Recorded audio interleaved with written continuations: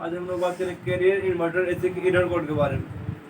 उसमें जो error code show करता है E1, कभी आप कम पर साइट पर काम कर रहे हो या फिर नया इंस्टॉलेशन कर रहे हो या फिर कभी भी काम कर रहे हो और वहाँ पर आपको मिल जाता है एरर, नहीं सारा कुछ काम कर रहे हैं, आपको सर्विसिंग कर रहे हैं, कुछ भी हम कर रहे हैं, अब उसमें कुछ देर बाद अपना एरर कोड अपना शो कर दिया। या फिर अधिकतर ये जो प्रॉब्लम आता है इंस्टॉलेशन के वक्त या फिर खोल करके दूसरी जगह लगाना, शिफ्ट लगाना, री इंस्टॉलेशन, उस वक्त ज़्यादातर ये सब फॉल्ट आता है। तब उसमें जो फॉल्ट आपको आ रहा है E1 का, अगर आप काम करें इसमें E1 का फॉल्ट आ रहा तो क्या फॉल्ट रहेगा? ये चालू करते हैं E1 की एरर कोड दिखा दे रहा है, उसको चालू नहीं कर रहा उसके बाद, तो फॉल्ट क्या चीज़ रहता? वही चीज़ अगर फॉल्ट मालूम रहता तब आसानी सोल्यूशन निकाल लेते हैं ना, क्या चीज़ फॉल्ट आता? फॉल्ट आपको मालूम रहना बहुत जरूरी है। बस ये 2 मिनट हर एक वीडियो मेरा एरर कोड के ऊपर मिल जाएगा, बस 2 से 3 मिनट में आपको सारा जानकारी आपको मिल जाएगा। तो आज हम लोग बात करें E1 के बारे में। अगर E1 एरर कोड अगर दे रहा उसमें जो फॉल्ट रहता कम्युनिकेशन वायर का, कम्युनिकेशन का एरर रहता है। कम्युनिकेशन में क्या चीज़ चेक करना रहता है, पूरा डिटेल्स में बता रहे हैं आपको। ये चीज़ एक बार प्रॉपर देख लीजिएगा, हर एक चीज़ में कम्युनिकेशन के बारे में जब एरर कोड आया इस प्रोसेस आपको चेक करना।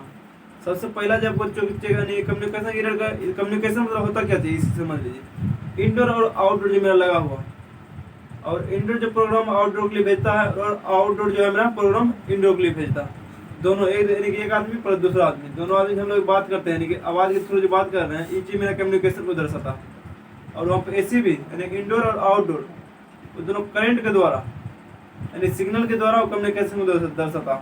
तो कम्युनिकेशन ले रहा नहीं ले रहा, किस तरह से काम कर रहा नहीं कर रहा, ये चीज़ पर आपको मालूम नहीं। कम्युनिकेशन मतलब समझ गए किस तरह कम्युनिकेशन मतलब क्या चीज़ हुआ। अब ये चीज़ उसको कम्युनिकेशन के लिए तो आपको वायर रहता, 4 वायर यूज होता, एक निगेटिव पॉजिटिव, एक बॉडी अर्थ और एक मेरा कम्युनिकेशन वायर, C लिखा हुआ रहता है ना, या फिर बहुत आदमी उसको क्या चीज़ बोलते हैं, स्टार्ट वायर। तो वो चीज़ सही रहता है फिर चालू हो जाता है ना। तब इसमें जो आपको प्रॉपर सीरियली जो चेक करना, सबसे पहला चीज चेक करना आपको अर्थिंग उसमें रहना चाहिए। बहुत में काज अर्थिंग नहीं रहता, हमारे बहुत में चल भी जाता, बहुत में आपको एरर कोड दे देता। अर्थिंग उसमें रहना जरूरी रहता है इन्वर्टर वाला, खास करके अर्थिंग आप देते तो बहुत अच्छा है, तो कम्युनिकेशन नहीं आएगा। अच्छी चीज और तो आपको अर्थिंग कैसे मालूम पड़ती है वोल्ट है या नहीं, अर्थिंग मेरा है कि नहीं है? तो अर्थ और न्यूट्रल के बीच नॉर्मल तरीका जो हम न्यूट्रल और फेज के बीच में वोल्टेज चेक कर रहे हैं, माने न्यूट्रल और फेज के बीच में वोल्टेज चेक कर रहे हैं, उसमें 220 दिखला रहा, 240 दिखला रहा, तो वही चीज अर्थ और फेज के बीच में दिखलाना चाहिए। अगर अर्थ और न्यूट्रल के बीच में माने 2 वोल्ट 4 वोल्ट 5 वोल्ट तक मैक्सिमम दिखलाएगा, ऐसे उससे ज़्यादा दिखला रहा तो मतलब सही नहीं है।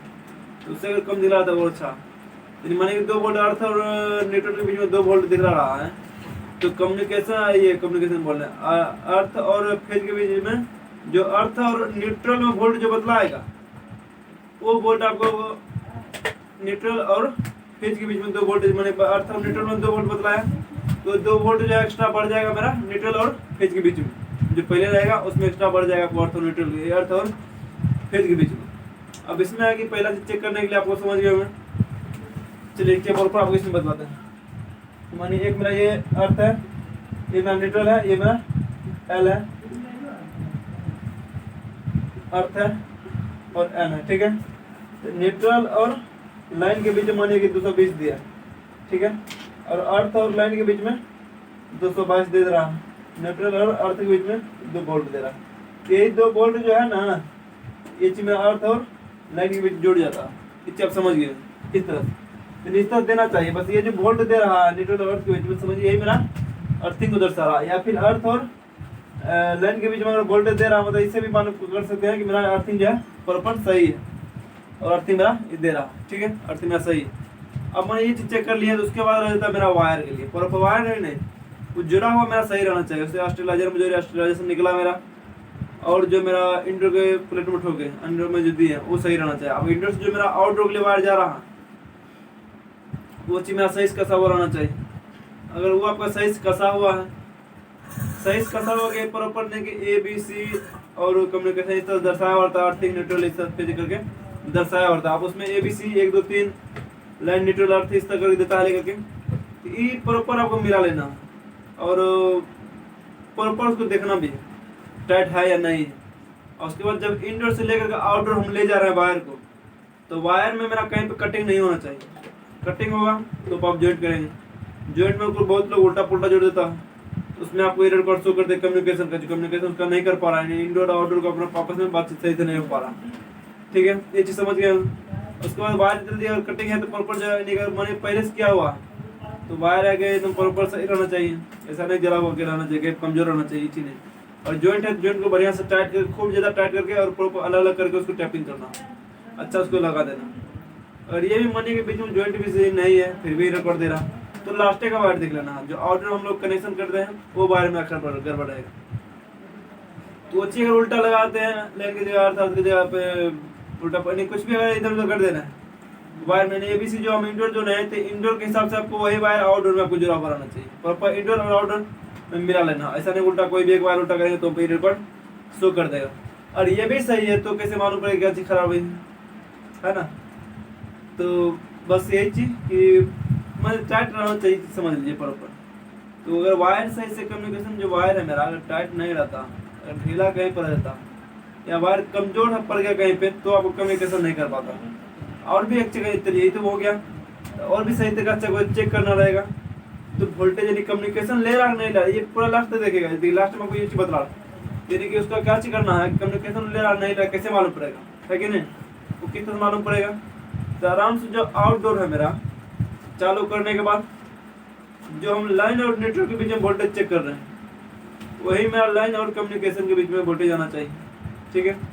अब देखिए न्यूट्रल और कम्युनिकेशन के बीच में वोल्टेज चेक करना आपको, वो भी डीसी वोल्टेज, एसी वोल्टेज नहीं। एसी वोल्टेज कहाँ चेक करेंगे, लाइन और कम्युनिकेशन के बीच। डीसी वोल्टेज कहाँ चेक करेंगे, अर्थ ये न्यूट्रल और कम्युनिकेशन के बीच में।